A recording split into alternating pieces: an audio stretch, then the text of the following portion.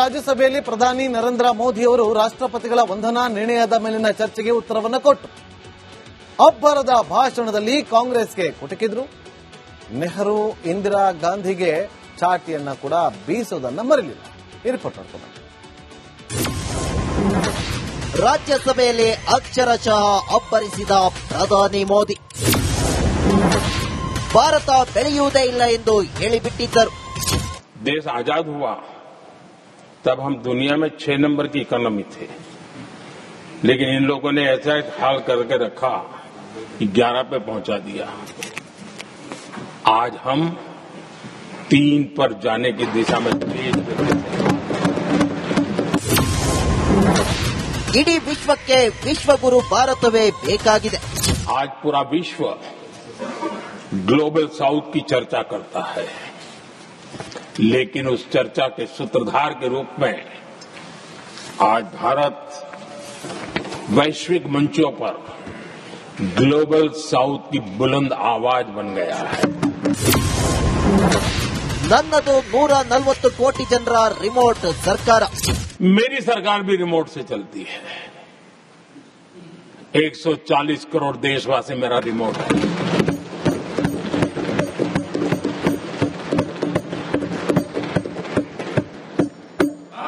एक 140 करोड़ देशवासियों के सपने, 140 करोड़ देशवासियों की आकांक्षाएं, देश के नौजवानों के संकल्प, इनके लिए हम जीते हैं, इनके लिए सरकार चलाते हैं. ಸಿಖ್ ಸಂಸದರಿಗೆ ದೇಶದ್ರೋಹಿ ಎಂದರು. कल जो घटना घटी,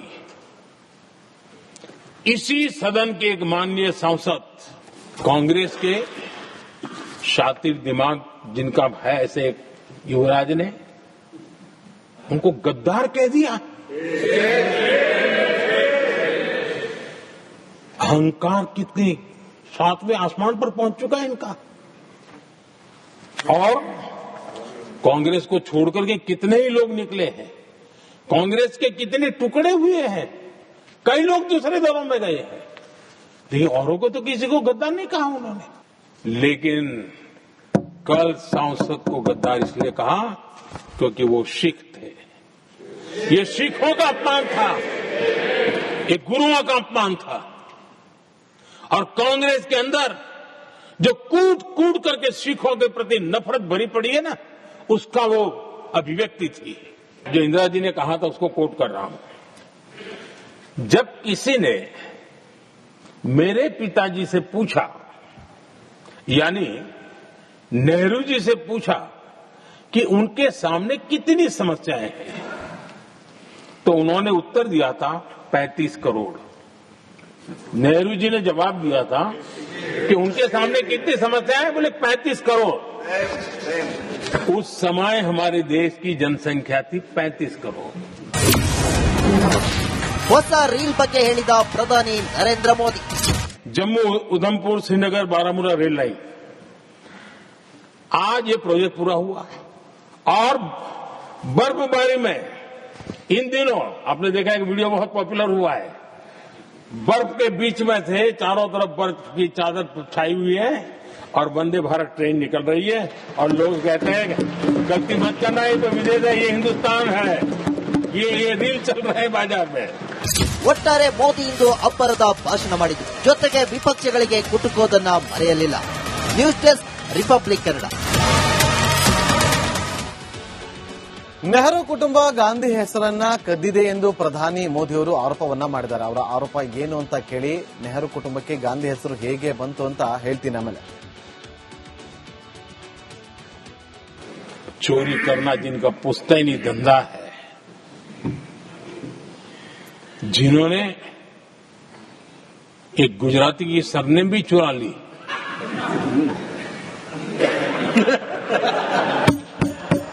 महात्मा गांधी की सरनेम चुरा ली, ये लोग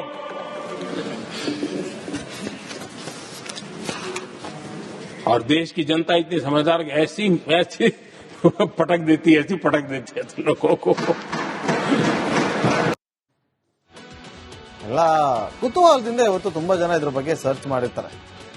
ಹೇಗಪ್ಪ? ಹೌದು, ಇವತ್ತಿನ ಮಕ್ಕಳಿಗೆ ಎಷ್ಟೋ ಜನಕ್ಕೆ ಇಂದಿರಾ ಗಾಂಧಿ, ರಾಹುಲ್ ಗಾಂಧಿ, ಸೋನಿಯಾ ಗಾಂಧಿ ಅನ್ನುವ ಹೆಸರನ್ನ ಕೇಳಿದ್ರೆ, ಪ್ರಿಯಾಂಕಾ ಗಾಂಧಿ ಅನ್ನುವ ಹೆಸರನ್ನ ಕೇಳಿದ್ರೆ, ಇವರು ಮೋಸ್ಟ್ಲಿ ಗಾಂಧಿ ಕುಟುಂಬದವರು ಇರಬೇಕು, ಹಾಗಾಗಿ ಇವರಿಗೆ ಆ ಸರ್ನೇಮ್ ಬಂದಿದೆ ಅಂತ ಅನ್ಕೋತಾರೆ. ಇಲ್ಲ, ಅದು ಬಂದಿದ್ದು ಬೇರೆ ರೀತಿಯಲ್ಲಿ.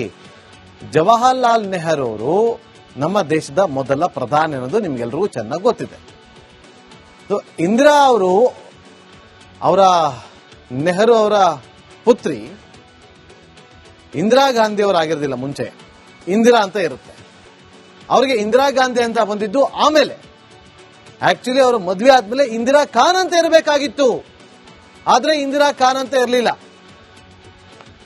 ಯಾಕೆ ಅಂತಂದ್ರೆ ಫಿರೋಜ್ ಖಾನ್ ಜೊತೆ ಪ್ರೀತಿಯಾಗಿ ಮದುವೆ ಆಗ್ತಾರೆ. ಫಿರೋಜ್ ಖಾನ್ ಅವರು ಯಾರು? ಒಬ್ಬ ಸ್ವತಂತ್ರ ಹೋರಾಟಗಾರ, ಸಂಸದರಾಗಿದ್ದಂಥವ್ರು, ಒಬ್ಬ ಪತ್ರಕರ್ತರಾಗಿದ್ದಂಥವ್ರು. ವಿದೇಶಕ್ಕೆ ಅಂತ ಹೋದಾಗ ಅಲ್ಲಿ ಪ್ರೀತಿಯಾಗಿ ಇಬ್ರು ಕೂಡ ಮದುವೆ ಆಗ್ತಾರೆ. ಫಿರೋಜ್ ಖಾನ್ ಜೊತೆ ಇಂದಿರಾ ಅವರ ಮದುವೆ ಆಗುತ್ತೆ. ಮದುವೆ ಆದ ಮೇಲೆ ಫಿರೋಜ್ ಖಾನ್ ಅವರ ಪತ್ನಿ ಇಂದಿರಾ ಅವರ ಹೆಸರು ಚೇಂಜ್ ಆಗಿತ್ತು. ಯಾವಾಗ ಈ ವಿಚಾರ ನೆಹರು ಅವರಿಗೆ ಗೊತ್ತಾಗುತ್ತೋ, ಇಲ್ಲ ಇದು ತಪ್ಪಾಗ್ಬಿಡುತ್ತೆ, ಈ ತರ ಹೋದ್ರೆ ನಮಗೆ ಸಮಸ್ಯೆ ಆಗುತ್ತೆ, ರಾಜಕೀಯದಲ್ಲಿ ಮುಂದೆ ಬೆಳವಣಿಗೆ ಆಗೋದಕ್ಕೆ ಕಷ್ಟ ಆಗುತ್ತೆ ಅನ್ನೋದು ಗೊತ್ತಾಗ್ತಾ ಇದ್ದಂತೆ ಅಲ್ಲಿ ಹೆಸರನ್ನ ಚೇಂಜ್ ಮಾಡ್ತಾರೆ. ಇಲ್ಲ ನೀವು ಹೆಸರನ್ನ ಬದಲಾಯಿಸ್ಕೋಬಾರ್ದು, ನೀವು ಇಂದಿರಾ ಅಂತಾನೆ ಇರಬೇಕು ಅಂತ ಹೇಳಿ ಅದನ್ನ ಇಂದಿರಾ ಅಂತಾನೆ ಇಡ್ತಾರೆ. ಇಂದಿರಾ ಗಾಂಧಿ ಅವರ ತಾಯಿ ಕಮಲಾ ಅವರಿಗೆ ಈ ಮದುವೆ ಇಷ್ಟ ಇರಲಿಲ್ಲ. ಇತಿಹಾಸದ ಪುಟಗಳಲ್ಲಿ ಇರುವಂತಹ ವಿಚಾರವನ್ನ ಹೇಳ್ತಾ ಇದ್ದೀನಿ ನಾನು. ಇಂದಿರಾ ಗಾಂಧಿ ಅವರ ತಾಯಿ ಕಮಲಾ ನೆಹರು ಅವರಿಗೆ ಈ ಮದುವೆ ತುತಾರಾಮ್ ಇಷ್ಟ ಇರಲಿಲ್ಲ. ಇವರು ವಿದೇಶಕ್ಕೆ ಹೋದಾಗ ಅಲ್ಲಿ ಪ್ರೀತಿ ಆಯ್ತು, ತುಂಬಾ ಹತ್ರ ಆಗ್ತಾರೆ, ಪ್ರೀತಿ ಮಾಡಿ ಇಬ್ರು ಕೂಡ ಮದುವೆ ಆಗ್ತಾರೆ. ಮದುವೆ ಆದ್ಮೇಲೆ ಫಿರೋಜ್ ಖಾನ್ ಪತ್ನಿ ಇಂದಿರಾ ಖಾನ್ ಅಂತ ಆಗಬೇಕಾಗಿತ್ತು, ಆದ್ರೆ ಅದಾಗ್ಲಿಲ್ಲ. ಅಲ್ಲಿ ತಕ್ಷಣಕ್ಕೆ ಅವರನ್ನ ನೋಡಿ, ಅಲ್ಲಿಂದ ಫಿರೋಜ್ ಅವರು ಒಂದು ಗಾಂಧಿ ತತ್ವಗಳನ್ನ ಅನುಸರಿಸಿಕೊಂಡು ಬಂದಂತವರು, ಗಾಂಧಿ ತತ್ವದ ಅನುಯಾಯಿಗಳಾಗಿದ್ದಂತವರು, ಸ್ವತಂತ್ರ ಹೋರಾಟಗಾರರಾಗಿದ್ರು, ಗಾಂಧೀಜಿಯವರಿಗೆ ಹತ್ತಿರ ಆದಂತಹ ವ್ಯಕ್ತಿ. ಹಾಗಾಗಿ ಅವರಿಗೆ ಫಿರೋಜ್ ಖಾನ್ ಅನ್ನೋ ಹೆಸರನ್ನು ತೆಗೆದುಬಿಟ್ಟು ಫಿರೋಜ್ ಗಾಂಧಿ ಅಂತ ಹೆಸರಿಡ್ತಾರೆ. ಆಗ ಅಲ್ಲಿ ಇಂದಿರಾ ಗಾಂಧಿ ಅಂತ ಆಗುತ್ತೆ. ಸಂಜಯ್ ಗಾಂಧಿ ಇಂದಿರಾ ಗಾಂಧಿ ಅವರ ಪುತ್ರ. ಸಂಜಯ್ ಗಾಂಧಿ ಅವರ ಜನನ ಆದ್ಮೇಲೆ ಫಿರೋಜ್ ಖಾನ್ ಅವರು ಮತ್ತೆ ಇಂದಿರಾ ಗಾಂಧಿ ಅವರು ದೂರ ಆಗ್ಬಿಡ್ತಾರೆ ಅನ್ನೋ ಇತಿಹಾಸದ ಪುಟದಲ್ಲಿರುವಂತಹ ವಿಚಾರವನ್ನ ಹೇಳ್ತಾ ಇದ್ದೀನಿ. ಇಬ್ರು ದೂರ ಆಗ್ತಾರೆ ನೋಡಿ, ಅಲ್ಲಿಂದ ಶುರುವಾಗಿದ್ದು. ಮತ್ತೊಂದು ಕಡೆ ಈ ಫಿರೋಜ್ ಖಾನ್ ಅವರ ತಂದೆ ಹೆಸರು ಕೂಡ ಅದೆಲ್ಲೋ ಒಂದ್ ಕಡೆ ಗಾಂಧಿ ಅಂತ ಬರುತ್ತೆ, ಜಹಾಂಗೀರ್ ಗಾಂಧಿನೇನೋ ಬರುತ್ತೆ ಅವರ ಹೆಸರು. ನೋಡಿ, ನೆಹರು ಅವರು ಶುರು ಮಾಡಿದಂತ ಸಂಸ್ಥೆ ನ್ಯಾಷನಲ್ ಹೆರಾಲ್ಡ್ ಸಂಸ್ಥೆ. ಒಬ್ಬ ಪತ್ರಕರ್ತನಾಗಿದ್ದಂತಹ ಅಳಿಯ ಸಂಸದರು ಕೂಡ ಆಗಿರ್ತಾರೆ ಫಿರೋಜ್ ಗಾಂಧಿ ಅವರು. ಮುಂದಿನ ದಿನದಲ್ಲಿ ಇದೇ ನ್ಯಾಷನಲ್ ಹೆರಾಲ್ಡ್ ಪತ್ರಿಕೆಯಲ್ಲಿ ಸಂಪಾದಕರು ಕೂಡ ಆಗಿರ್ತಾರೆ, ಎಡಿಟರ್ ಆಗಿ ಕೆಲಸವನ್ನ ಮಾಡಿರ್ತಾರೆ. ಅಲ್ಲಿಂದ ಶುರುವಾಗ್ತಾ ಬರುತ್ತೆ. ಪ್ರಧಾನಿ ನರೇಂದ್ರ ಮೋದಿ ಅವರು ಹೇಳಿದ್ರ ಇವತ್ತು ಗಾಂಧಿ ಅನ್ನೋದನ್ನು ಕೂಡ ಇವರು ಕದ್ದು ಬಿಟ್ರು ಅಂತೇಳಿ. ಸರ್ನೇಮ್ಗಳು ಅವಾಗ ಶುರುವಾಗಿತ್ತು, ಸರ್ನೇಮ್ಗಳು ಇರಲೇಬೇಕಿತ್ತು. ಹಾಗಾಗಿ ಫಿರೋಜ್ ಖಾನ್ ಪತ್ನಿ ಇಂದಿರಾ ಖಾನ್ ಅಂತ ಹೆಸರಿಟ್ಬಿಟ್ರೆ ರಾಜಕೀಯವಾಗಿ ಸಾಕಷ್ಟು ಸಮಸ್ಯೆ ಆಗುತ್ತೆ ಅಂತ ಹೇಳಿ ಅರಿತು ಅವರನ್ನ ಫಿರೋಜ್ ಖಾನ್ ಅನ್ನೋ ಹೆಸರನ್ನು ತೆಗೆದುಬಿಟ್ಟು ಫಿರೋಜ್ ಗಾಂಧಿ ಅಂತ ಇರ್ತಾರೆ. ಅವಾಗ ಏನಾಗುತ್ತೆ, ಆಟೋಮೆಟಿಕ್ ಆಗಿ ಇಂದಿರಾ ಗಾಂಧಿ ಅಂತ ಬರುತ್ತೆ. ಇಂದಿರಾ ಗಾಂಧಿ ಅವರ ಪುತ್ರ ಸಂಜಯ್ ಗಾಂಧಿ ಅವರ ಪುತ್ರ ರಾಜೀವ್ ಗಾಂಧಿ, ಅವರು ಕೂಡ ಇಂದಿರಾ ಗಾಂಧಿ ಅವರ ಪುತ್ರ. ಸೋನಿಯಾ ಗಾಂಧಿ ರಾಜೀವ್ ಗಾಂಧಿ ಅವರ ಪತ್ನಿ. ಸೋನಿಯಾ ಗಾಂಧಿ ಅವರು ಕೂಡ ಅಲ್ಲಿ ಸೋನಿಯಾ ಅಂತ ಇದ್ದು ಸೋನಿಯಾ ಗಾಂಧಿ ಅಂತ ಆಗುತ್ತೆ, ಅದು ಬೇರೆ ಹೆಸರಿತ್ತು. ಅದಾದ್ಮೇಲೆ ಅವರು ಕೂಡ ಪ್ರೀತಿ ಮಾಡಿ ಮದುವೆ ಆಗಿದ್ದು. ಪ್ರಿಯಾಂಕಾ ಗಾಂಧಿ ವಾದ್ರಾ ರಾಜೀವ್ ಗಾಂಧಿ ಅವರ ಮಗಳು, ಇನ್ನು ರಾಹುಲ್ ಗಾಂಧಿ ರಾಜೀವ್ ಗಾಂಧಿ ಅವರ ಪುತ್ರ. ಹೀಗೆ ಅವರ ಗಾಂಧಿ ಸರ್ನೇಮ್ ಮುಂದುವರಿತಾ ಬಂತು.